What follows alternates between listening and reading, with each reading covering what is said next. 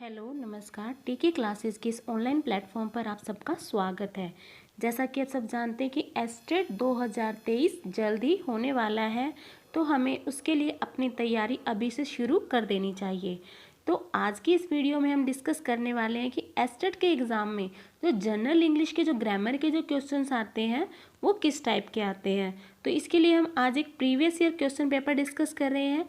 ये question paper है estate 2022 का, जो लेवल 2 का जो क्वेश्चन है पेपर है उसमें से ये सवाल लिए गए हैं। तो चलिए आगे बढ़ते हैं और वीडियो को शुरू करते हैं। तो अगर आप एस्टेट की रेगुलर क्लास चाहते हैं तो आप कमेंट बॉक्स में लाइव लिखकर ज़रूर भेजें। तो चलिए पहला सवाल है हमारा, select the appropriate one word substitution. की हमें जो क्वेश्चन दिया गया एक सेंटेंस है तो उसके लिए हमें वन वर्ड में आंसर देना है। जैसे कि आप हिंदी में पढ़ते हैं वाक्यांश के लिए एक शब्द, तो हमारा सेंटेंस है farmer students of a school और कॉलेज। कि स्कूल या कॉलेज के जो पूर्व छात्र होते हैं उन्हें हम क्या कहते हैं, उन्हें हम कहते हैं एलुमनाई। तो ऑप्शन नंबर 2 इसका सही आंसर है। चलिए आगे बढ़ते हैं। नेक्स्ट सवाल है हमारा, चेंज द नरेशन। तो जनरल जो इंग्लिश आएगी उसमें आपके पास वॉइस और नरेशन में से एक एक क्वेश्चन जरूर मिलता है। तो इसके लिए आपको वॉइस और नरेशन के जो रूल्स हैं उनको अच्छे से पढ़ने होंगे, ताकि आप लोग जनरल सेक्शन में जो 15 क्वेश्चन आते हैं उनमें 2 नंबर आपके पक्के हो सके। तो चलिए क्वेश्चन देखते हैं। क्वेश्चन है हमारा, I am taking the children to the zoo tomorrow, she said. तो सी सेड किस में चेंज होगा, सी सेड तो सेम रहेगा क्योंकि हमारे पास ऑब्जेक्ट नहीं है। तो चलिए ऑप्शन देखते हैं। ऑप्शन क्या है, ऑप्शन नंबर 1 में शी टोल्ड है, नहीं होगा। सेकंड में शी सेड है, she said that, simple sentence है तो दैट में चेंज करेंगे। शी विल, अब हमारे पास यहाँ है आई एम। तो जब भी हम I am taking means present continuous tense है, प्रेजेंट कॉन्टिन्यूस टेंस हमारा चेंज होता है पास्ट कॉन्टिन्यूस टेंस में, बट यहाँ पर क्या है विल है, तो ये ऑप्शन भी सही नहीं है। चलिए आगे बढ़ते हैं। नेक्स्ट में भी हमें क्या दिया है, टोल्ड दिया, ये भी नहीं होगा। और नंबर 4 में क्या, she will take the children to the zoo she said, ये भी नहीं होगा। तो ये जो ऑप्शन है चारों के चारों ऑप्शन गलत हैं। इस क्वेश्चन के 2022 में जो एग्जाम हुआ था उसमें ग्रेस नंबर मिला है। इसका जो राइट आंसर होगा वो होगा शी सेड दैट, दैट से हम जोड़ेंगे, सिंपल सेंटेंस है। अब आई है तो आई को हम फर्स्ट पर्सन के अकॉर्डिंग किस में चेंज करेंगे, सब्जेक्ट के अकॉर्डिंग, तो क्या हो जाएगा शी। और एम है, एम किस में चेंज हो जाएगा, was. She was taking the children to the zoo tomorrow, tomorrow को हम चेंज करेंगे द नेक्स्ट डे में। तो जो हमारा प्रेजेंट कॉन्टिन्यूस टेंस है नरेशन में वो किस में चेंज हो जाता है, पास्ट कॉन्टिन्यूस टेंस में। यहाँ हमारे पास चारों के चारों ऑप्शंस गलत हैं और ये जो एग्जामिनर उन्होंने एक्सेप्ट भी किया, इस क्वेश्चन के लिए हमें ग्रेस नंबर मिले हैं। चलिए आगे बढ़ते हैं। नेक्स्ट क्वेश्चन है हमारा, चूज द करेक्ट सिनोनिम। हो सिनोनिम, ऐसे सिनोनिम, ऐसे सेम मीनिंग, कि हमें सेम मीनिंग का वर्ड फाइंड आउट करना है। वर्ड है हमारा जीनियस। तो जीनियस का सिनोनिम क्या होगा, जीनियस कौन होता है, जो हर काम अच्छे से करता है, तो वो कौन होगा, टैलेंटेड। तो ऑप्शन नंबर 3 राइट आंसर है। चलिए आगे बढ़ते हैं। नेक्स्ट क्वेश्चन है हमारा, सेलेक्ट द एप्रोप्रिएट प्रीपोजिशन। कि हमें प्रीपोजिशन सेलेक्ट करनी है for the blank. He has not recovered dash his illness. तो इलनेस के लिए हम यूज करेंगे फ्रॉम, कि he has not yet recovered, कि वो अभी तक रिकवर नहीं हुआ, किससे, अपनी बीमारी से। तो इसमें क्या आएगा, फ्रॉम। तो ऑप्शन नंबर 4 आपका राइट आंसर है। चलिए आगे बढ़ते हैं। नेक्स्ट क्वेश्चन है हमारा, choose the option that brings out the meaning of underline idiom. कि जो हमारे पास अंडरलाइन ईडियम है इसका जो सही मीनिंग है हमें उस ऑप्शन को सेलेक्ट करना है। तो हमारे पास ईडियम है अलोयंस शेयर। अलोयंस शेयर मीन्स एक शेयर का हिस्सा। अब शेयर का हिस्सा तो जाहिर सी बात है बड़ा ही होगा। Of India's annual budget is for defence, के डिफेंस के लिए यूज किया जाता है। तो इसका राइट आंसर होगा आपका ऑप्शन नंबर 1 मेजर शेयर, एक बड़ा हिस्सा। चलिए आगे बढ़ते हैं। नेक्स्ट क्वेश्चन है हमारा, select the correct antonym of. हमें एंटोनिम ढूंढना है। Antonym means opposite meaning. अब विलोम शब्द की जो उल्टे शब्द हैं हमें वो ढूंढना। हमारे पास वर्ड है ग्लूमी। ग्लूमी मीन्स उदासीन, तो इसका अपोजिट होगा आपका चीयरफुल, खुशनुमा। चलिए आगे बढ़ते हैं।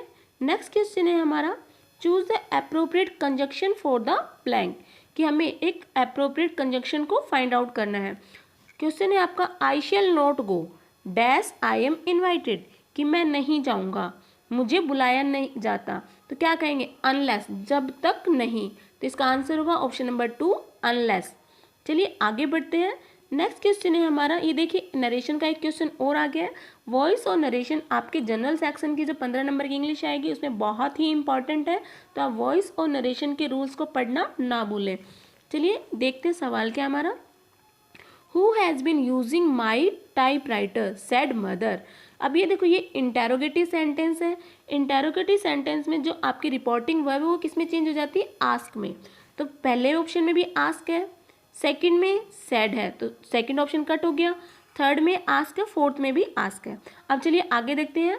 मदर आस्क हु हैज़, अब ये हैज़ बीन किस में चेंज होगा, हैड बीन में। जो आपका प्रेजेंट परफेक्ट कॉन्टिन्यूस टेंस है वो चेंज होता है आपका पास्ट परफेक्ट कॉन्टिन्यूस टेंस में। तो हैज़ बीन नहीं होगा, उसके बाद वॉज बी वाला नहीं होगा, उसका क्या आएगा, हु हैड बीन यूजिंग। अब माई किसके, फर्स्ट पर्सन है, अकॉर्डिंग टू सब्जेक्ट, सब्जेक्ट कौन है, मदर, मदर के लिए क्या आएगा, her. Who had been using her typewriter. तो आपका सही आंसर क्या होगा, option number 3 mother asked who had been using her typewriter. Option number 4 नहीं होगा क्योंकि इसमें वॉज का यूज किया गया, बीइंग का यूज किया, बीइंग तो हम नरेशन में यूज ही नहीं करते, तो वॉइस में यूज किया जाता है। सेलेक्ट द करेक्ट मीनिंग आगे underline phrasal verb. Next question है हमारा, फ्रेजल वर्ब है, हमें उसका सही मीनिंग फाइंड आउट करना है। Who can say that, who can say what will turn up next, कि कौन बता सकता है कि आगे क्या होने वाला है। तो इसका टर्न अप का यहाँ मीनिंग क्या होगा, हैपन, कि आगे क्या होने वाला है। तो ऑप्शन नंबर 4 आपका राइट आंसर है। चलिए आगे बढ़ते हैं। नेक्स्ट क्वेश्चन है हमारा, choose the part of the sentence that has an error. हमें उस सेंटेंस को, उस पार्ट को सेलेक्ट करना है जिसमें एरर है। एरर मीन्स मिस्टेक है। She does not resemble to either of her parents. तो रिजेंबल के साथ आप टू का यूज नहीं करते हैं, तो एरर का है आपका ऑप्शन नंबर बी। जो पार्ट है उसमें एरर है, तो आपका ऑप्शन नंबर 2 राइट आंसर है। रिजेंबल के साथ आप टू का यूज नहीं करते हैं। चलिए आगे बढ़ते हैं। नेक्स्ट है हमारा, select the correct tense form from the option given. कि जो 4 ऑप्शंस दिए गए उनमें हमें ये देखना है कि इनमें से कौन से 2 ऑप्शंस इसमें सही सेलेक्ट आते हैं। When I first dash to this house it dash a very quiet area. तो व्हेन आई फर्स्ट, कि जब मैं पहले इस घर में आया था, मीन्स पास्ट की बात है, तो क्या आना चाहिए, वर्ब की सेकंड फॉर्म आनी चाहिए। तो कम का क्या बनेगा, केम। तो ऑप्शन नंबर 2 में ही है सिर्फ हमारे पास केम। चलिए आगे देखते हैं कि जो इसका सेकंड पार्ट है वो भी इसके साथ सेटिस्फाई कर रहा है क्या। It dash a quiet area, तो it was a quiet area. Yes, दोनों हमारे ऑप्शन सेटिस्फाई कर रहे हैं, तो ऑप्शन नंबर 2 इसका सही आंसर है। चलिए आगे बढ़ते हैं। नेक्स्ट क्वेश्चन है हमारा, select the correct tense form from the options given. यही सेम क्वेश्चन फिर रिपीट हो गया है, हमें फिर से देखना है। तो क्या है इस क्वेश्चन है हमारा, Peter dash to come in quietly. कि पीटर ने कोशिश की धीरे से आने की, but his mother dash him, लेकिन उसकी मदर ने क्या कर लिया, उसको सुन लिया। तो इसके लिए ऑप्शन क्या होगा, ऑप्शन नंबर 1 आपका राइट आंसर है। Peter tried to come in quietly, कि उसने धीरे से, शांति से, चुपके से अंदर आने की कोशिश की, बट लेकिन हिज मदर, की मदर ने हियर्ड हिम, कि उसको सुन लिया। तो ऑप्शन नंबर 1 आपका राइट आंसर है। चलिए आगे बढ़ते हैं। नेक्स्ट क्वेश्चन है हमारा, change the voice from active to passive. तो एक्टिव से हमें पैसिव में चेंज करना है। ऑप्शन है हमारे पास बीज मेक हनी। तो जब भी हमारे पास वॉइस होते हैं, वॉइस में क्या है, सब्जेक्ट ऑब्जेक्ट में चेंज हो जाता है, ऑब्जेक्ट सब्जेक्ट में। तो जो ऑप्शन नंबर 2 है वो तो पहले ही कट हो गया क्योंकि इसमें तो सब्जेक्ट को यूज़ किया गया है। उसके बाद हमारे पास 3 ऑप्शन है, हनी हनी हनी, सब में हनी है। तब हनी क्या है, एक मटेरियल नाउन है, तो इसके साथ आर नहीं होगा, तो ऑप्शन नंबर 3 भी आपका कट हो जाता है। उसके बाद अब हमारे पास बचा है हनी इज़ मेक बाय बीज और हनी इज़ मेड बाय बीज। तो आपको पता है कि पैसिव वॉइस में हमेशा वर्ब की थर्ड फॉर्म का यूज़ किया जाता है, तो आपका राइट आंसर होगा option number 4, Honey is made by बीज। पैसिव वॉइस में कभी भी फर्स्ट फॉर्म का यूज़ नहीं होता। एक्टिव वॉइस में आप कोई भी वर्ब की फॉर्म यूज़ हो सकती है, बट पैसिव वॉइस में हमेशा थर्ड फॉर्म का यूज़ होता है। चलिए आगे बढ़ते हैं। नेक्स्ट क्वेश्चन है हमारा, change the voice and select the correct option.